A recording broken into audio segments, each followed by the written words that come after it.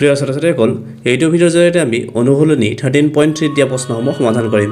এই প্ৰশ্নবোৰ সমাধান কৰাৰ আগতে আমি চমুকে শংকুৰ কিছুমান সূত্ৰ আলোচনা কৰি লওঁ যিবোৰ সূত্ৰ ব্যৱহাৰ কৰিহে আমি এই প্ৰশ্নবোৰ সমাধান কৰিব পাৰিম ধৰি লোৱা এইটো এটা শংকু শংকু মানে হ'ল এই যে আইসক্ৰীম খোৱা তোমালোকে এই আইসক্ৰীম যে দিয়ে সেইটো এটা শংকু আকাৰৰ বা সৰু ল'ৰা ছোৱালীৰ বাৰ্থডে তোমালোকে দেখিছা এনেকুৱাকে টুপি কেইটামান পিন্ধে মূৰত যে টুপি পিন্ধে সৰু ল'ৰা ছোৱালীৰ বাৰ্থডেত সেইটো এটা শংকু আকাৰৰ বা মাকৈ যে খাওঁ আমি সেই মাকৈটো এটা শংকু আকাৰৰ ধৰি লোৱা এইটো এটা শংকু ইয়াৰে যেহেতু এইখিনি ভূমি এইটো এটা বৃত্ত আকাৰৰ ইয়াৰ এইটো কেন্দ্ৰ আৰু কেন্দ্ৰৰ পৰা ইয়াৰে লৈকে এইটো ব্যাসাৰ্ধ মানে r আৰু ইয়াৰে পৰা ইয়াৰে লৈকে এইটো হ'ল শংকুটোৰ উচ্চতা এটোক আমি h বুলি কওঁ উচ্চতাটোক আমি h লেটাৰে ৰিপ্ৰেজেন্ট কৰিম আৰু এই হেলনিয়াকে যে আছে এইখিনি হ'ল যে শংকুটোৰ নতি উচ্চতা এটো l বুলি কোৱা হয় ইয়াৰে ব্যাসাৰ্ধ আৰু উচ্চ এটো এটা লম্ব এইখিনি ইয়াতে লম্ব মানে এইখিনি 90 ডিগ্ৰী তোমালোকে মনত ৰাখিবা যে r মানে হ'ল ভূমিৰ ব্যাসাৰ্ধ আৰু h টো হ'ল উচ্চতা শংকুটোৰ উচ্চতা আৰু l টো হ'ল নতি উচ্চতা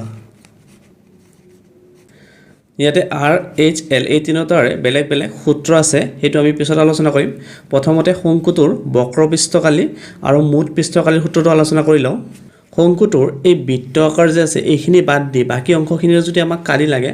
তেতিয়া হলে আমি শংকুটোৰ বক্ৰপৃষ্ঠকালি উলিয়াম আৰু যদি আমি শংকুটোৰ আটাইখিনি অংশৰে কালি বিচাৰো তেতিয়া হলে আমি মুঠ পৃষ্ঠৰ কালি উলিয়াম শংকুটোৰ মুঠ পৃষ্ঠৰ কালি হ'ব যে এই বৃত্ত আকাৰ যে আছে এইখিনিৰ কালিও থাকিব আৰু ইয়াৰে বক্ৰপৃষ্ঠৰ কালি সেইখিনিও থাকিব আটাইখিনি মিলি হ'ব শংকুটোৰ মুঠ পৃষ্ঠৰ কালি আৰু যদি এই বৃত্ত আকাৰ এই ভূমিখিনি যদি আমাক কালি নালাগে তেতিয়া হলে আমি শংকুটোৰ বক্ৰপৃষ্ঠৰ কালি উলিয়াম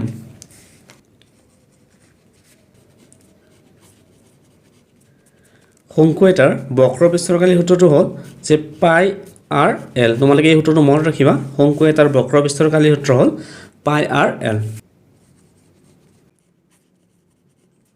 আৰু শংকুটোৰ মুঠ পৃষ্ঠৰ কালি সূত্ৰটো কি হ'ব ইয়াৰে বক্ৰপৃষ্ঠখিনিটো আহিবই বক্ৰপৃষ্ঠৰ কালি সূত্ৰটো হ'ল যে পাই r l প্লাস আৰু এই বৃত্ত আকাৰ এইখিনিৰো কালি লাগিব এইখিনিৰ কালি সূত্ৰটো হ'ল যেহেতু বৃত্ত আকাৰ বৃত্তৰ কালি সূত্ৰটো কি পাই r স্কয়াৰ ইয়াতে পাই r স্কয়াৰ যোগ কৰি দিব লাগিব তোমালোকে এইটো সূত্ৰ মনত ৰাখিলে হ'ল নাইবা ইয়াতে আমি কমন ল'ব পাৰো পাই r আমি কমন ল'ব পাৰো পাই r কমন ল'লে ইয়াতে থাকিলে l আৰু ইয়াতে থাকিলে r এইটো সূত্ৰ মনত ৰাখিব পাৰা যে পাই r হ'ল l প্লাস r শংকু এটাৰ মুঠ পৃষ্ঠৰ কালি ইয়াৰে যিকোনো এটা সূত্ৰ মনত ৰাখিলে হ'ব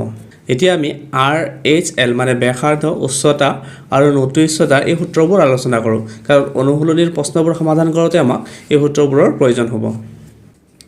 ধৰি লও এইটো এটা শংকু এইখিনি ভূমিখিনি বৃত্ত আকাৰৰ ইয়াৰে পৰা ইয়াৰলৈকে এইটো ব্যাসাৰ্ধ r আৰু এইখিনি হ'ল শংকুটোৰ উচ্চতাটোক আমি h বুলি কওঁ আৰু এই হেলনিয়া বাহুডাল এইটো হ'ল নতি উচ্চতা এইটো l আৰু ইয়াতে যেহেতু এই দুডাল বাহু লম্ব মানে 90 ডিগ্ৰী সো এইটো যদি আমি সেপাৰেটলি ইয়াতে আকো তোমালোকে কি দেখিবা এইটো এনেকুৱাকে দেখিবা যে এইখিনি এই h এইটো h এইখিনি r আৰু এইটো l আৰু এইটো 90 ডিগ্ৰী এইটো এটা সমকোণী ত্ৰিভুজ মানে এইটো এনেকুৱা আমি পাইথাগোৰাছৰ সূত্ৰটো মনত পেলাব লাগিব পাইথাগোৰাছৰ সূত্ৰটো তোমালোকে পাই আহিছা ধৰি লও এইটো সমকোণী ত্ৰিভুজ ইয়াৰ এইটো অতিভুজটো আছিল h এইটো ভূমি এইটো b আৰু এইটো লম্ব এইটো p এনেকুৱাকে আছিল পাইথাগোৰাছৰ সূত্ৰটো কি আছিল যে অতিভুজৰ বৰ্গ মানে h স্কয়াৰ এই দুটা বাহুৰ বৰ্গৰ সমষ্টিৰ সমান মানে p square plus b square এটো আছিল পাইথাগোৰাছৰ সূত্ৰটো যে h square = p square plus b square এতিয়া এইটো ত্ৰিভুজত যদি আমি পাইথাগোৰাছৰ এই সূত্ৰটো ব্যৱহাৰ কৰো পাইথাগোৰাছৰ এই সূত্ৰটো যদি আমি এই ত্ৰিভুজত ব্যৱহাৰ কৰো তেতিয়া হলে কেনেকুৱা হ'ব h ৰ ঠাইত কি আছে l মানে ইয়াতে আমি l স্কয়াৰ লিখিম l স্কয়াৰ এটো অতিভুজৰ বৰ্গ এই দুটা বাহুৰ বৰ্গৰ সমষ্টিৰ সমান মানে h square plus r square এনেকুৱাকে লিখিব পাৰো আৰু যদি আমি l ৰ মান বিচাৰো তেতিয়া হলে পিনে বৰ্গমূল ল'ব লাগিব এটো হৈ গল যে h square plus r square এইটো হৈ গল নতি উচ্চতাৰ সূত্ৰ যেতিয়া প্ৰশ্নত এলৰ বা নতি উচ্চতাৰ মান উলিয়াব দিব আমি এই সূত্ৰটো ব্যৱহাৰ কৰিম ইয়াৰে পিছত আমি আৰু সূত্ৰটো উলিয়াও এতিয়া এইখিনি আমি বাওপিনে লিখিব পাৰো বা এনেকুৱাকৈ লিখিব পাৰো যে h² + r² = l² এনেকুৱাকৈ লিখিব পাৰো এতিয়া আমি আৰু সূত্ৰটো উলিয়াম h টো খপিনে লৈ যাওঁ এটো r² = কি হ'ব l² - h² এনেকৈ লিখিব পাৰো এতিয়া r ৰ মান লাগিলে ইপিনে বৰ্গমূল উলিয়াব লাগিব r = √l² - h²। এইটো হৈ গ'ল r সূত্ৰ মানে এইটো ভূমিৰ ব্যাসাৰ্ধৰ সূত্ৰ যেতিয়া আমাক ভূমিৰ ব্যাসাৰ্ধ উলিয়াব দিব তেতিয়া হলে আমি এই সূত্ৰটো ব্যৱহাৰ কৰিম নতি উচ্চতাৰ সূত্ৰ পালো ভূমিৰ ব্যাসাৰ্ধৰ সূত্ৰ পালো এতিয়া আমি উচ্চতাৰ সূত্ৰটো উলিয়াও একে সূত্ৰটো ব্যৱহাৰ কৰিম এইখিনি ব্যৱহাৰ কৰিম h² + r² = l²। এতিয়া যেহেতু আমাক h ৰ সূত্ৰ লাগে r টো আমি সপিনে লৈ যাম h² = l² - r²। এতিয়া h ৰ সূত্ৰটো উলিয়াম যেহেতু এটা বৰ্গ আছে ইপিনে বৰ্গমূল লম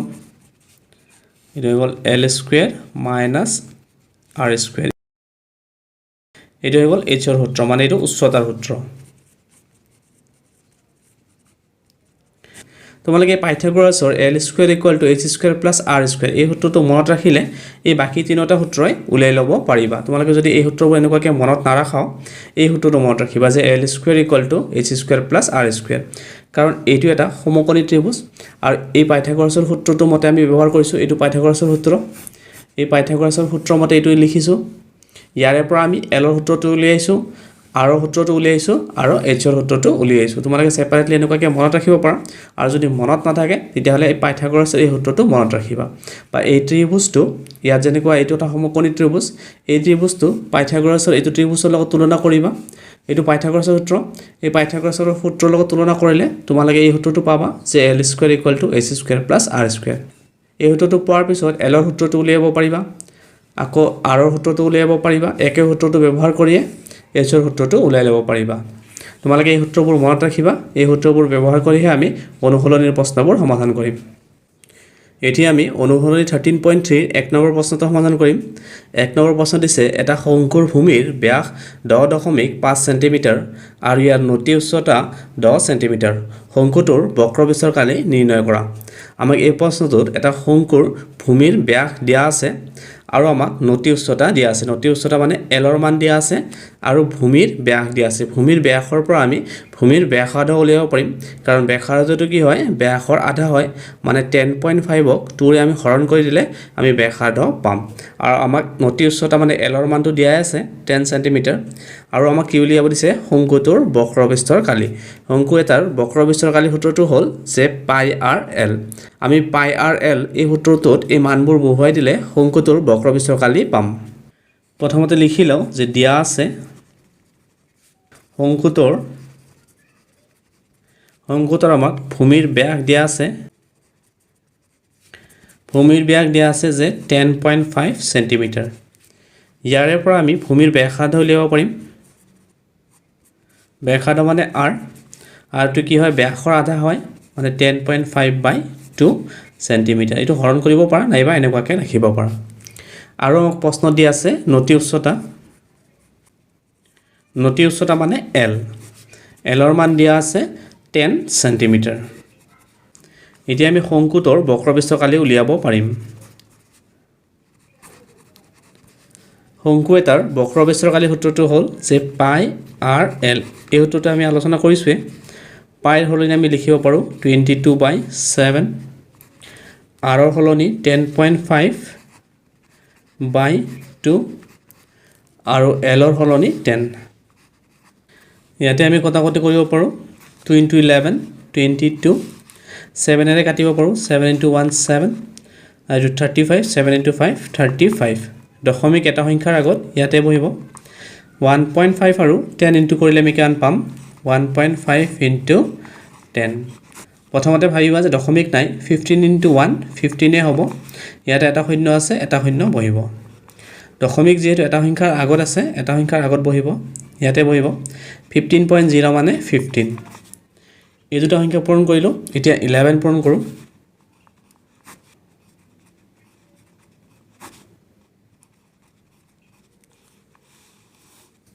এইটো পালোঁ আমি 165 এটাকে শংকুটোৰ বক্ৰপৃষ্ঠকালি হ'ল যে 165 বৰ্গ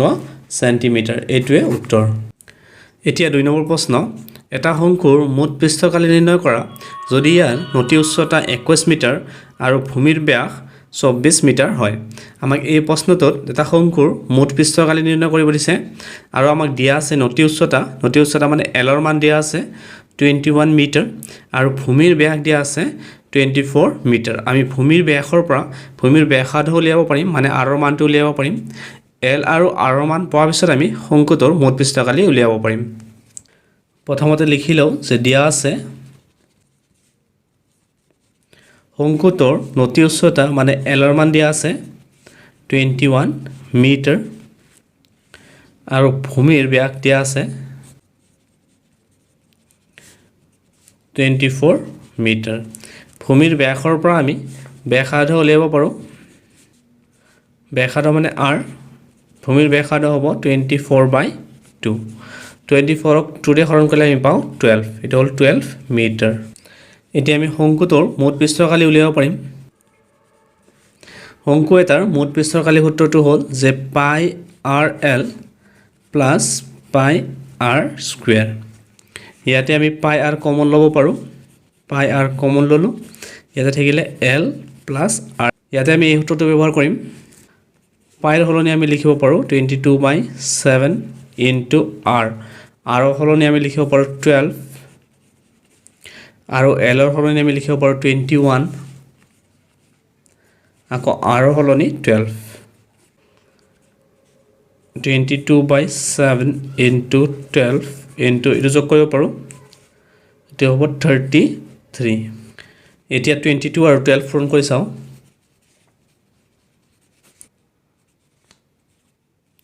এইটো হৈ গ'ল 264 আকৌ 33 পূৰণ কৰিব লাগিব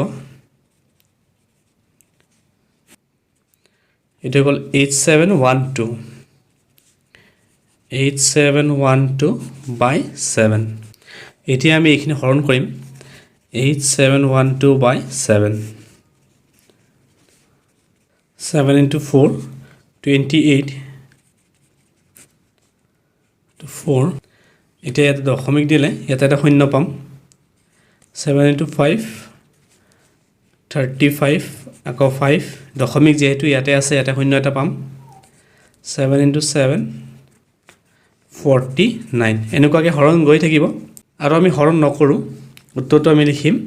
যে 1244.57 মিটাৰ স্কুৱেৰ যেহেতু আমাক শংকুটোৰ মুঠ পৃষ্ঠকালি উলিয়াব দিছিলে শংকুটোৰ মুঠ পৃষ্ঠকালি হ'ল 1244.57 বৰ্গ মিটাৰ এইটোৱে উত্তৰ